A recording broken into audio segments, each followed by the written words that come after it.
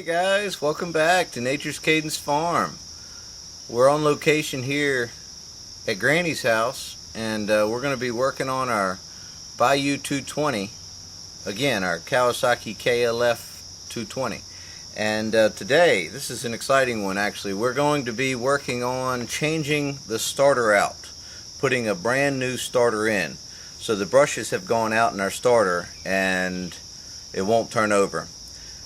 I've already had the starter apart one time and I found the brushes were really low. I kind of just stuck it back together because I didn't have a new starter, but I did order one. I've got it in and now we're ready to put it in. So let's get started. On the Bayou 220s, the starter is right there. This little ground strap is part of the starter, and this physically is the starter with this little screw on it right here. What we're going to be looking at is going to be really hard for you to see. I'm going to end up taking the front stuff off of the plastic here. You know, like this plastic right here, and the front rack is going to fold up. But we're going to start off with taking these two bolts out here. These are 10 millimeter, I believe.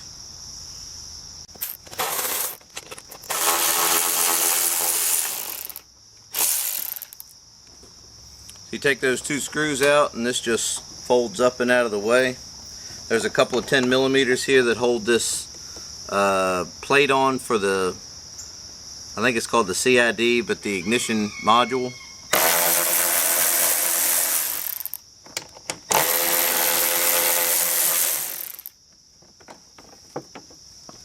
On both sides along these mud flaps, and so you got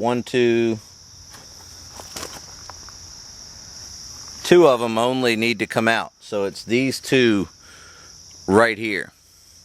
So I've got an extension with a number 3 Phillips on it.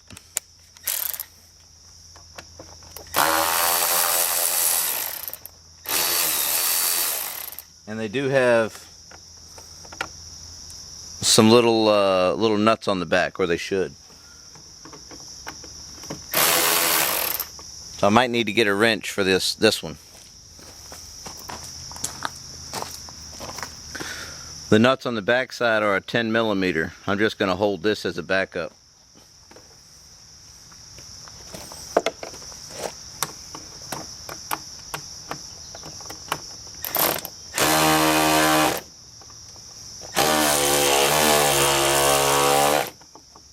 Okay, well that doesn't look like it wants to play.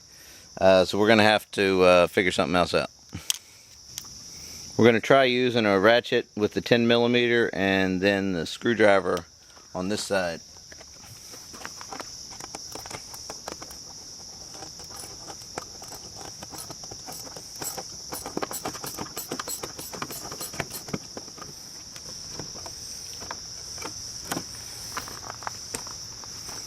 And then on the other side, do the same thing for the other two.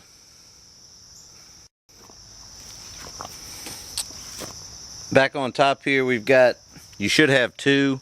This one only has one little Phillips, number 3 Phillips. And then these two that go into the gas tank, they come out for this piece to be removed.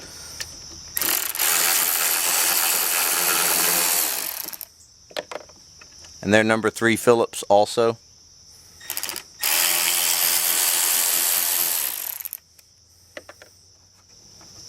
I've got a couple of cable ties in here that are holding the little mud flaps on, so I'm going to pop those off.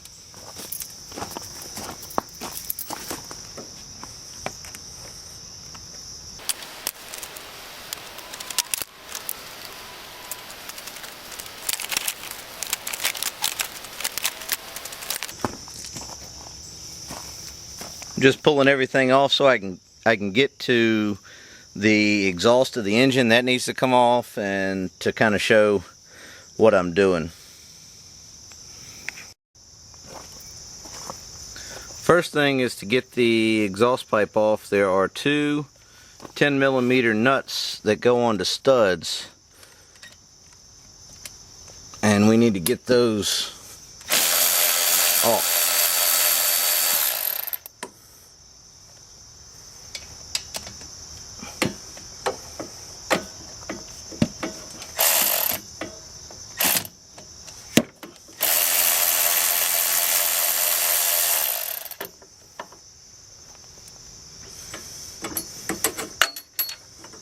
There are two metal rings that are split in half that form the seal for the exhaust pipe.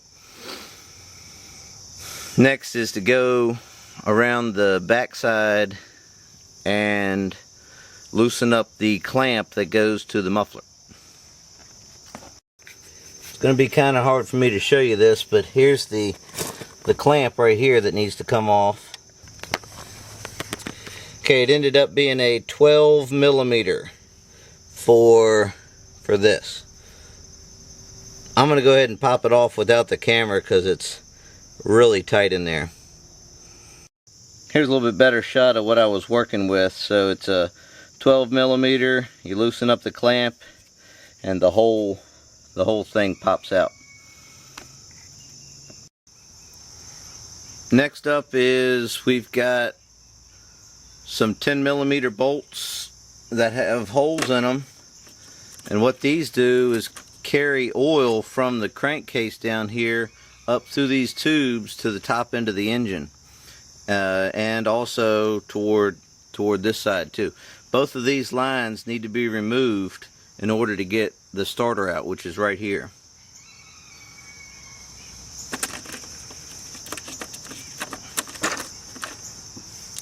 Be careful when you're taking these off, because they have little copper crush washers, and that one's pretty tight. There we go. So we're definitely going to take this complete one off. The starter, the reason I'm taking these off is the starter actually slides back and then out. So with these still on, you can't slide it back.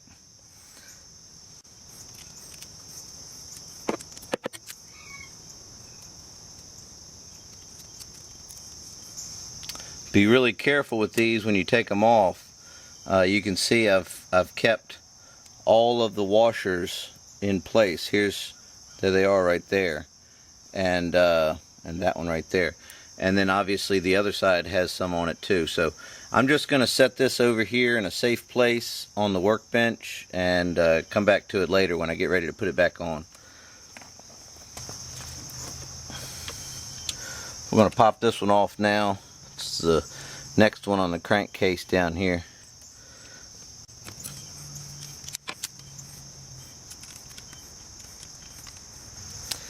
I've got over here on the starter itself, there's an 8 millimeter bolt that holds this clamp on.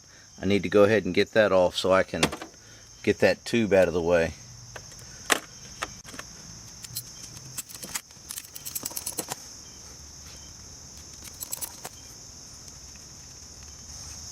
Just so happens this 8 millimeter bolt is also, it holds another bracket on for this hose, and it is one of the mounting bolts for the starter. So a very efficient use of one bolt. So here's the other side of the engine. Here's the starter, and here, right here, is the other end of that tube that I need to remove.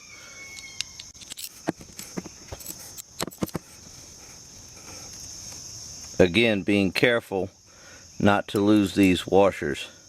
I'm going to go ahead and pull the washer off this time because it's got to get fished back through the engine.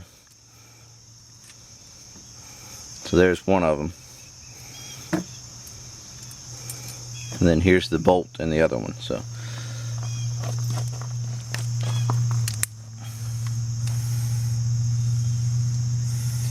what I did was temporarily put this bolt back into the block so that it would keep everything in place.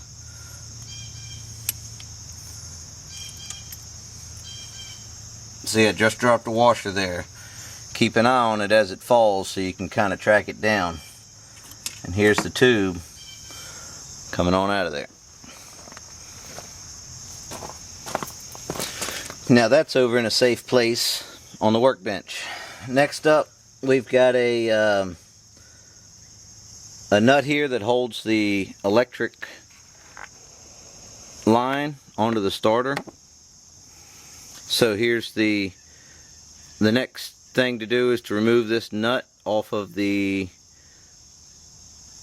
electrical input to the starter, and that is a 10 millimeter. That thing was giving me a fit. The ring terminal was turning around, the whole stud was moving in there, so I jammed that screwdriver in there to hold it back a little bit. I'll take the nut off, take the wire off.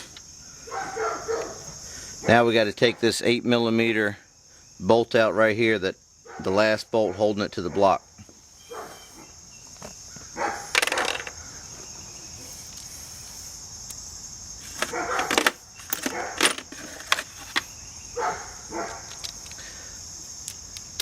I'm going to try to use a universal and the 8 millimeter on there to see if I can get it out.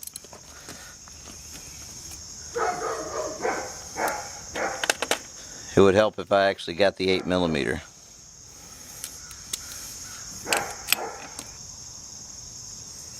What I had to do last time I took this starter out was I took a file and I had to remove some metal off of this last fin right here. It didn't take much, but I could not get this washer of this bolt around that. It was really tight, and I couldn't get the socket pretty much around it either, so I had to kind of work with it carefully by hand and get that little booger out of there. It was a bear, but I did get it. We got the starter loose now. Let's see if we can pry it out of here.